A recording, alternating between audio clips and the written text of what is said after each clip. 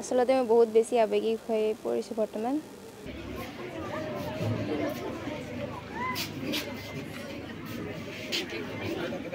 বহুত ভাল লাগিছে, মই এইটো ভাষাৰে মানে বুজাব নোৱাৰোঁ।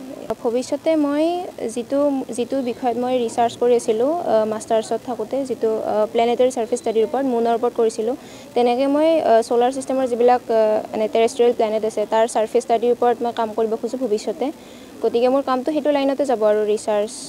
গতিকে সেইটো কাম কৰি মই ভৱিষ্যতে মহাকাশ বিজ্ঞানী এগৰাকী হোৱাৰ বাবে আশা কৰোঁ আৰু নিজকে। মই এটা কথাই ক'ম যে জীৱনত লক্ষ্য এটা স্থিৰ কৰাটো খুবেই জৰুৰী আৰু তেওঁলোকে যিটো লক্ষ্য স্থিৰ কৰিব বা যিসকলে কৰিছে বা যিসকলে কৰা নাই, মই বিচাৰোঁ যে প্ৰত্যেকে নিজৰ জীৱনত এটা লক্ষ্য স্থিৰ কৰক আৰু সেই লক্ষ্যটো পোৱাৰ কাৰণে মানে নন ষ্টপ কাম কৰি যাওক আৰু টাৰ্গেটটো হাই টাৰ্গেট যাতে ছেট কৰক। এনেকুৱা নহয় যে মই এটা সৰু কিবা এটা কাম কৰিলেই হ'ব, তেনেকুৱা নহয়।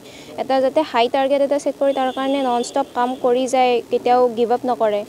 মই সেইটোৱে তেওঁলোকক উপদেশ হিচাপে দিব খুজিম আৰু যাতে ফেইল হ'লেও তেওঁলোকে এগেইন বাৰে বাৰে মানে ট্ৰাই কৰি থাকে, কষ্ট কৰি থাকে আৰু শিকি থাকে জীৱনত সদায়।